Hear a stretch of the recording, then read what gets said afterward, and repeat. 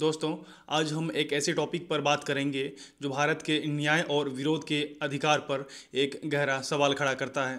2020 के दिल्ली दंगों के बाद उमर खालिद, शर्जील इमाम, खालिद शैफी, गुलफिसा फातिमा जैसे कई नाम राष्ट्रीय सुर्खियों में छाए। इनके बारे में सोशल मीडिया से लेकर न्यूज़ चैनल तक हर जगह बात होती है, लेकिन एक ऐसा भी नाम है जो इन सब बड़ी नामों के पीछे पूरी तरह खो गया है। एक ऐसा नाम जो खामोश सायों में तिहाड़ जेल के ऊंची दीवारों के पीछे अपना जवानी काट रहा है। न कोई उसका जिक्र करता है और ना ही कोई उसके लिए आवाज उठाता है, और वो नाम है शादाब अहमद। शादाब अहमद एक साधारण सा नौजवान जिसने कंप्यूटर साइंस में ग्रेजुएशन किया, जो दिल्ली की ही एक मैन्युफैक्चरिंग कंपनी में एज ए सुपरवाइजर काम करता था और साथ अपने आगे की पढ़ाई भी कंटिन्यू रखा था। एक ऐसा बेटा जिस पर पूरे परिवार का भविष्य टिका था, आज वो 5 सालों से भी ज़्यादा समय से जेल में बंद है।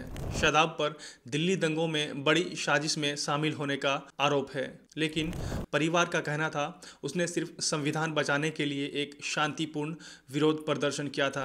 पुलिस ने उस पर देश के सबसे खतरनाक कानून यूएपीए के तहत केस दर्ज किया है। शादाब पिछले 5 सालों से जेल में बंद है, ना कोई ट्रायल और ना ही कोई फैसला। ये कहानी सिर्फ शादाब या किसी एक व्यक्ति का नहीं है, बल्कि हमारे सिस्टम, हमारे कानून और जेल में बंद हजारों गुमनाम कैदियों का है। सवाल ये है, क्या ये न्याय है या फिर सिस्टम का दुरुपयोग? शादाब अहमद, आज उसका उम्र लगभग 32 साल है, लेकिन जब उसे गिरफ्तार किया गया था तब वो 27 या 28 साल का एक नौजवान था। शादाब उत्तर प्रदेश के बिजनौर के एक छोटे से गांव चांदपुर का रहने वाला है। 7 लोगों का उनका परिवार है।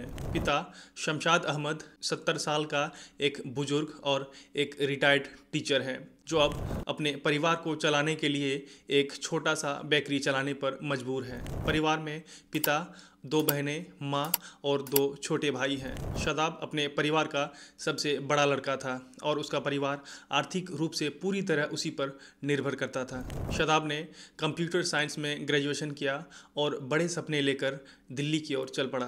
दिल्ली आने के बाद शादाब को दिल्ली के एक मैन्युफैक्चरिंग कंपनी में एज ए सुपरवाइज़र एक काम मिला। शादाब केवल अपने नौकरी या अपने पढ़ाई तक ही सीमित नहीं था, बल्कि वो अपने जिम्मेदारी को भी समझता था और उसे अपने हक और संविधान की भी समझ थी। सितंबर 2019 जब संसद ने नागरिकता संशोधन कानून CAA पास किया, पूरा देश में डर और विरोध का माहौल फैल गया। इसके साथ NRC की आहट ने खासकर मुस्लिम समुदाय को अपने भविष्य पर सवाल उठाने के लिए मजबूर कर दिया। शादाब एक जागरूक नागरिक होने के नाते दिल्ली में हुए इस शांतिपूर्ण विरोध का हिस्सा बना। बताया ये जा रहा है कि वो दिल्ली माइनॉरिटीज ग्रुप यानी DMSG का हिस्सा था। ये ग्रुप मुस्लिम छात्रों और युवाओं को एकत्रित यानी एकजुट करता था।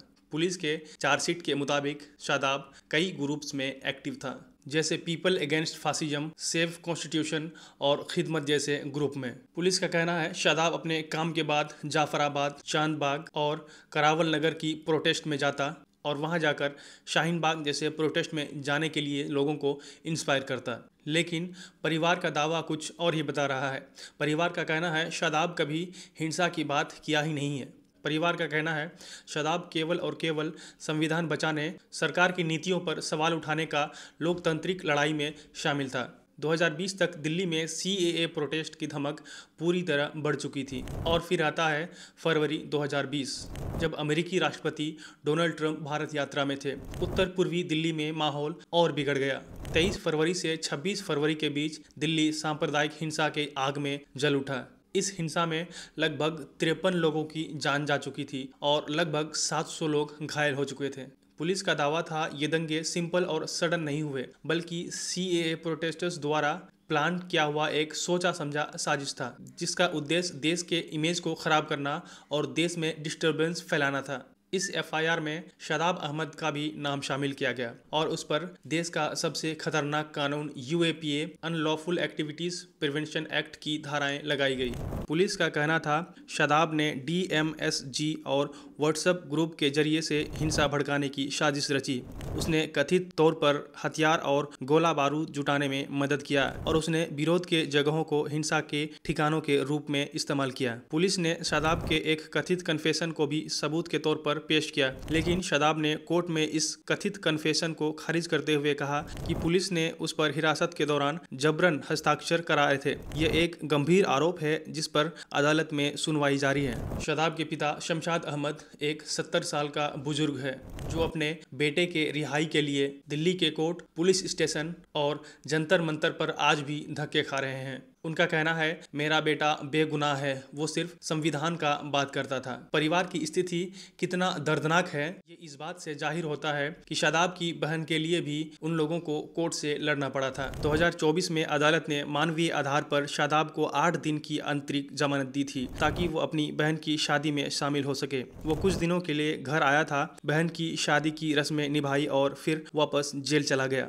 ये 5 साल की हिरासत परिवार के लिए रोज का सजा बन गया है। भारत में यूएपीए के तहत जमानत मिलना लगभग नामुमकिन माना जाता है। इस कानून की धारा 43D कहती है कि अगर प्रोसिक्यूशन का मामला शुरुआती तौर पर सही लगे तो आरोपी को जमानत नहीं दी जा सकती है। शादाब ने बार बार जमानत के लिए अपील की। 2020 से 2021 तक ट्रायल कोर्ट ने जमानत याचिकाएं खारिज करता रहा। आखिर 2022 में सुप्रीम कोर्ट ने इस मामले में ट्रायल में देरी पर चिंता व्यक्त की और ट्रायल को सुनवाई तेज करने की निर्देश दिया, लेकिन 5 साल बीत जाने के बाद भी इस मामले में अब तक ट्रायल शुरू नहीं हुआ है। सितंबर 2025 को दिल्ली हाई कोर्ट ने शादाब समेत 9 अन्य को एक्यूज्ड की जमानत याचिका खारिज कर दी। अदालत ने अपने फैसले में कहा कि विरोध का अधिकार पूर्ण नहीं है और इन मामलों में षड्यंत्र हिंसा की साजिश हुई है। बचाव पक्ष का तर्क हमेशा से रहा है कि लंबी हिरासत अपने आप में एक सजा है और ये संविधान के अनुच्छेद 21 का उल्लंघन है। फिलहाल ये मामला सुप्रीम कोर्ट में है।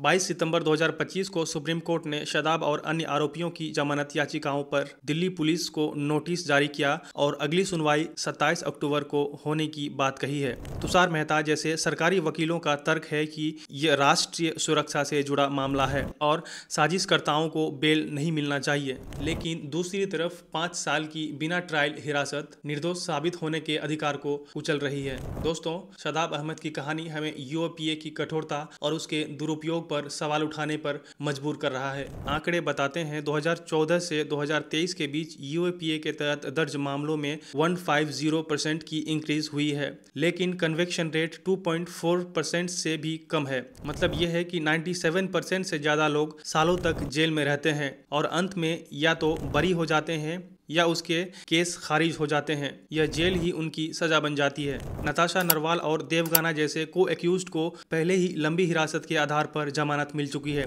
लेकिन शादाब अभी भी न्याय के इंतजार में है।